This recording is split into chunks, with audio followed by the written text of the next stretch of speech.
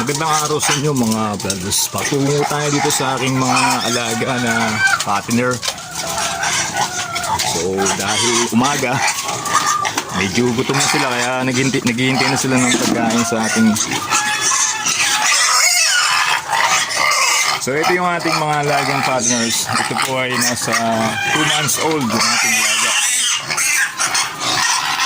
So ito yung anak ni Siopaw. Nag-decide ako mga brothers na hindi ko ibenta sila sapagkat ipapartner ko sila. Timing na timing, yung peak season natin, yung December natin, doon sila ma-release mga brothers.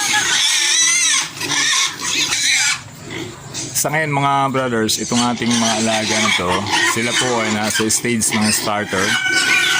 So kumakain sila ng 1 kilo a day, bawat isa sa kanila.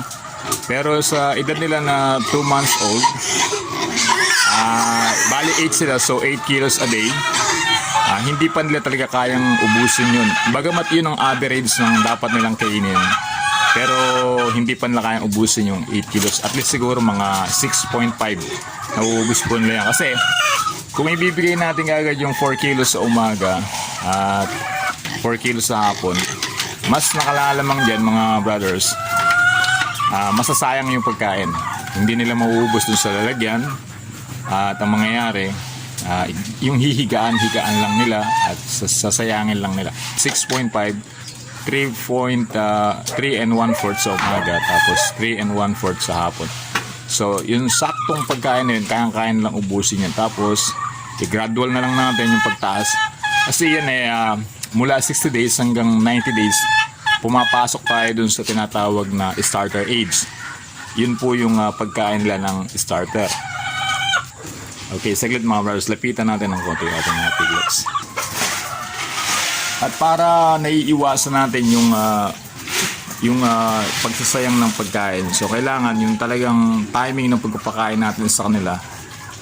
Yung nire-required lang talaga dyan sa edad na 60 days hanggang 90 days ay 1 kilo ang bawat isang piglet. So yan, 8 kilos ang kanilang dapat kainin kung hindi pa nila kaya ngayon. Pero darating po yung punto na mauubos talaga nila yun. Kasi po yun talaga yung required para maging maayos at maganda yung laki ng ating mga alaga. Then yung kanilang taba, manipis lang kasi magandang klaseng feeds yung ginagamit natin. Pangkaraniwan, yung dapat na ginagamit din natin na feeds ay magandang lasa rin. Kasi kung gagamitan natin talaga sila ng medyo pangit na feeds, apektado rin yung kanilang paglaki. Then yung kanilang bigat, medyo on din tayo doon. Baka malugid din tayo ron. Yung pag-maintain natin doon sa hygiene ng kanilang kulungan, ito katulad nito mga brothers, kung mapapansin nyo, tuyo itong ating loob ng kulungan, hindi siya nagbabasa. Doon sa area na yun, sa kabilang area na nandun po yung pinaka nipple drinker nila. Doon sila umiinom sa area na yon. Tapos doon na rin sila dumudumi at nananatiling malinis itong pinakapahingahan nila. So dito na mi-maintain natin yung linis niya. At doon sa kabila na yon, dapat regular ding nalilinis po yan. Huwag nating pababayaan na itatapon natin yung dumi nila doon sa kung saan. So doon sa bandang gilid na yan mga brothers, andun po yung tambakan ko ng dumi. Nakahiwalay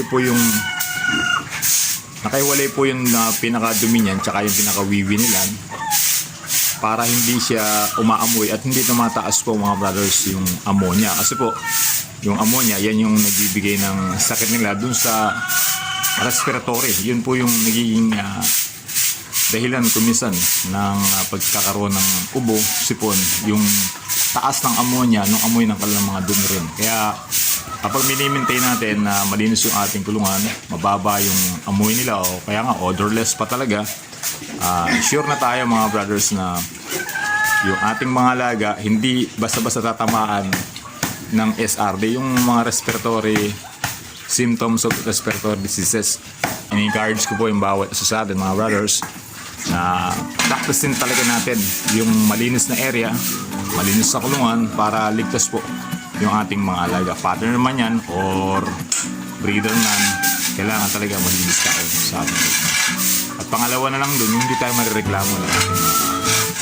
Sa kalagayan ko po mga brothers, malapit po ako sa mga bahayan. Pero sa biyaya naman ng Panginoon, hindi tayo na reklamo. So pagka suro niyan mga brothers, tinatapon yun doon sa gilid. At iyon na may pader din doon mga brothers. Doon itinatambak lahat ng pinaka-dumi niyan. Hindi yan nauulan, hindi yan nababasa. Kumbaga doon siya madadry hanggang sa tuluyan siya matuyo doon sa area po niya. So ganun lang mga brothers, maraming salamat sa inyo at narito po tayo sa aking kulungan ng aking mga partners. Subscribe niyo po yung ating channel. My brother is not a pig.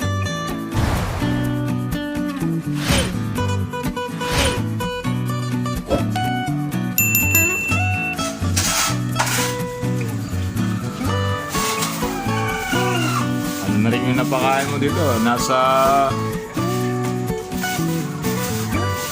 3.5 na rin. So kakain na rin sila ng 7 kilos a day.